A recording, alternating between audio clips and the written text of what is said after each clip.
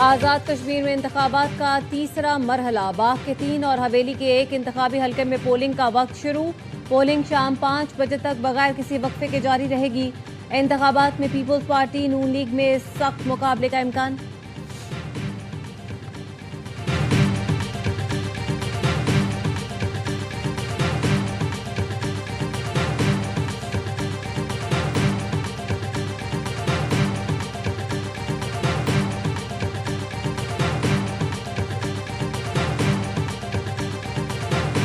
आज chief minister साहब ने मीटिंग की है। इसमें हम जुडिशल कमीशन बना रहे हैं। सुबह को हम खत लिख देंगे चीफ जस्टिस सिंध को कि वो किसी भी हाई कोर्ट के जज को फाइंड कर दें, ताकि हमारी जो नई हमने इन्वेस्टिगेशन टीम बनाई है वो उनके साथ कोऑपरेट भी करे और इन्वेस्टिगेशन भी करे। मीर रजा के कातिल की तहकीकात के लिए जुडिशल कमीशन बनाने का फैसला। वज़ीर दाखिला सिंध ज़ियाल अंजार कहते हैं chief justice Sindh high court को जुडिशल कमीशन के लिए खत आज इरसाल किया जाएगा। हुकूमत चाहती है केस अपने मंतकी अंजाम तक पहुंचे। वालिदैन एतमाद करें, फैमिली जिस पुलिस ऑफिसर पर एतमाद करें, इसे भी तहकीकात में शामिल किया जा सकता है। छोटा सबूत भी बड़े केस के हल में अहम किरदार अदा कर सकता है। मीर रजा केस में आने वाले 2 मेडिकल रिपोर्ट्स का जायजा जुडिशल कमीशन लेगा।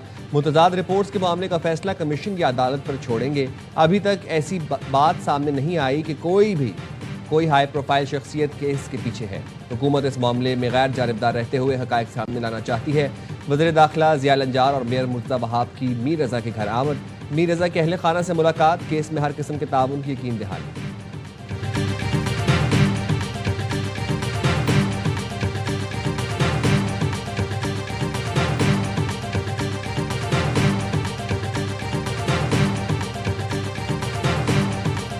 कराची के नौजवान ताजिर मीर रजा के कत्ल केस में अहम पेशरफ।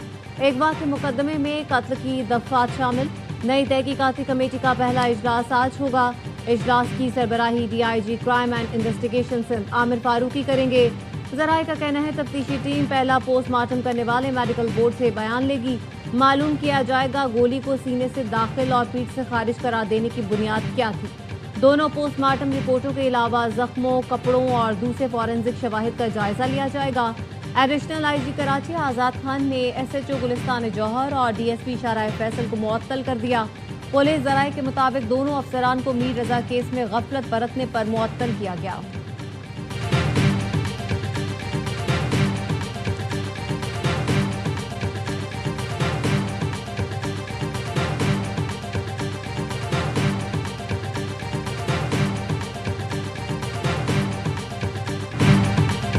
IG सिंध ने तो कहा था हम वाक़ये की तह तक पहुंच चुके हैं। अब IG बताएं आपकी तह कहां है। मीर रजा के वालिद मीर हुसैन रजा कहते हैं जब हम लोकेशन पर गेस्ट हाउस पहुंचे तो वहां लोग मीर रजा की तस्वीर देखकर भाग गए। यहां तक कि पुलिस भी नहीं पहचान रही थी। 11 रोज से पुलिस मुसलसल केस खराब करने की कोशिश करती रही। पुलिस कत्ल की तहकीकात के बजाय उसे खुदकुशी साबित करती नजर आई। ARY न्यूज़ से गुफ्तगू में कहा देखते हैं तहकीकाती कमेटी क्या नतीजा सामने लाती है।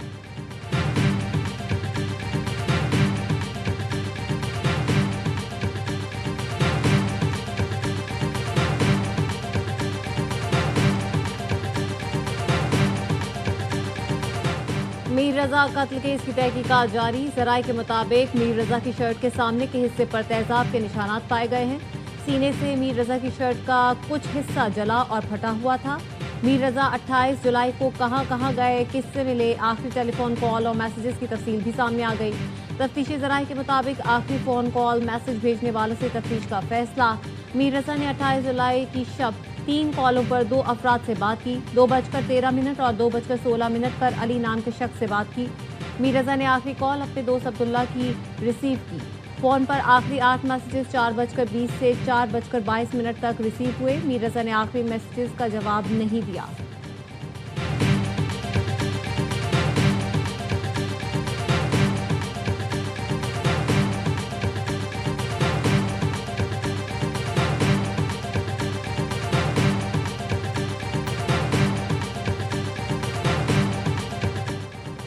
मीर रजा कत्ल केस वज़ीर इत्तलात सिंध शर्जील मेमन की NCCIA को शिकायत। शर्जील मेमन ने जमा कराई गई दरखास्त में कहा उनके और बेटे के खिलाफ प्रोपेगेंडा किया जा रहा है। सोशल मीडिया पर मीर रजा जिस गेस्ट हाउस गया उसकी मिल्कियत मुल्क से मंसूब करना बेबुनियाद है। मेडिकल बोर्ड तब्दील कराने और तहकीकात में रुकावट डालने का इल्ज़ाम भी गलत है।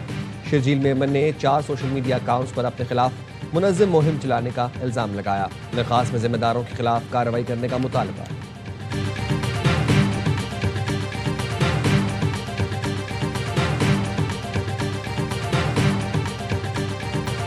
एक वजीर आला हाउस के बजाय सिंध में 7 वजीर आला हाउस होने चाहिए, 7 एडमिनिस्ट्रेटिव यूनिट्स होने चाहिए, 7 डिविजन्स को 7 वजीर आला में कन्वर्ट करो। कोई तब्दीली नहीं आ रही, उसी निजाम में रहते हुए डिसेंट्रलाइजेशन कर रहे हैं। 22,000 अरब रुपए में पूरा सिंध 50 दफा बिल्डोज होकर 50 दफा नया सिंध बन जाता। सिंध में 7 वजीर आला होने चाहिए। अगली जश्न आज़ादी से पहले हम सब आज़ाद होंगे।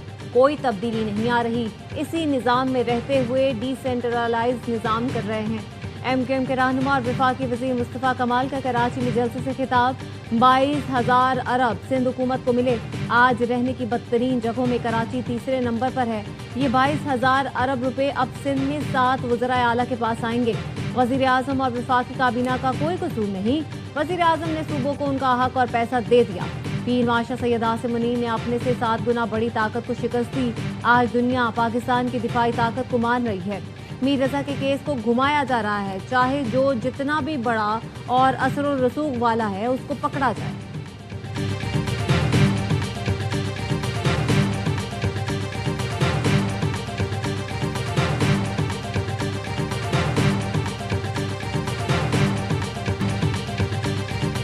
मक्का मुआहिदा मुकम्मल तौर पर दिफाई नौयत का है और किसी मुल्क के खिलाफ नहीं।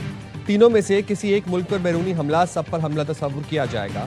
हमले की सूरत में UN चार्टर के तहत इज्तिमाई दिफा का हक हासिल होगा। नायब वज़ीर आज़म इसहाक डार कहते हैं मक्का मुआहिदा बुनियादी उसूलों की पासदारी करने वाले इलाकाई ममालिक के लिए खुला है। वफाकी वज़ीर एहसन इकबाल ने कहा दिफाई मुआहिदा खित्ते में अमन इस्तेहकाम के नए दौर का आगाज़ है। वज़ीर इत्तलात अता तारड़ ने कहा पाकिस्तान को दुनिया में वो मकाम हासिल हुआ जिसकी ख्वाहिश सब करते थे। वफाकी वज़ीर ओवैस लगारी का कहना था पाकिस्तान, सऊदी अरब और तुर्की खित्ते में अमन के लिए इकट्ठे हुए।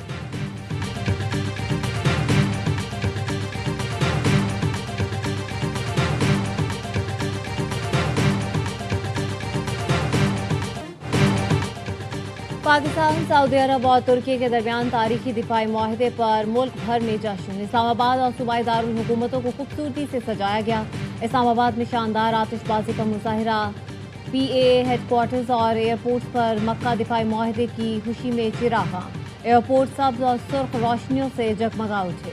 पाकिस्तान रेलवे हेडक्वार्टर्स लाहौर, रावलपिंडी समेत दीगर अहम रेलवे स्टेशन को कौमी परचमों और रोशनियों से सजाया गया। तारीखी दिफाई मुआहदे पर वज़ीर रेलवे हनीफ अब्बासी का वज़ीर आज़म फील्ड मार्शल को खिराज तहसीन।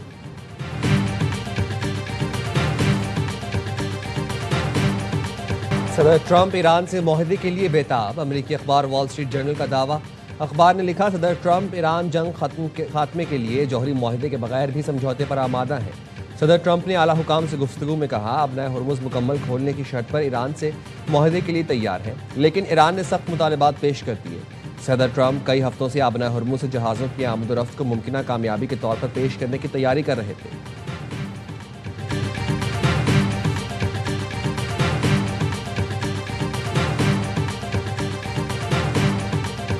इसराइली वज़ीर आज़म की हरदर्मी बरकरार। सदर ट्रंप का गजा मंसूबा मुस्तरद कर दिया। खबर एजेंसी के मुताबिक नेतन्याहू ने सदर ट्रंप के 15 निकाती गजा आम मंसूबे को मुस्तरद कर दिया और कहा कि इसराइल इस वक्त तक अपनी फौज गजा से वापस नहीं बुलाएगा जब तक हमास को हकीकी तौर पर गैर मुसल्लह नहीं कर दिया जाता। दूसरी जानिब हमास ने अमरीका और दीगर सालिसों से मुतालबा किया है कि वो इसराइल पर मुआहदे के अगले मरहले पर अमल दरामद के लिए दबाव डाले। हमास का मौक़िफ़ है कि जंगबंदी के अगले मरहले के लिए इसराइली फ़ौज का इनखला और हमलों का खात्मा ज़रूरी है।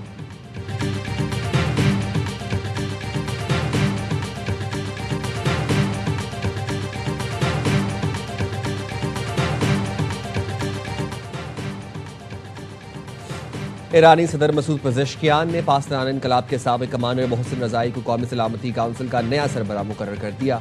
मोहसिन रज़ाई के तकर्रुरी काउंसिल के सेक्रेटरी मोहम्मद बाकर जुल्कदर के इस्तीफे और नई जिम्मेदारियां संभालने के बाद अमल में आई। ईरानी सरकारी मीडिया के मुताबिक 71 साला मोहसिन रजाई ने 1981 से 1997 तक पाकिस्तानी इनकलाब की क़यादत की। हाल ही में नए ईरानी supreme leader Ayatollah Mojtaba Khamenei के फौजी मुशीर के तौर पर खिदमात अंजाम दे रहे थे।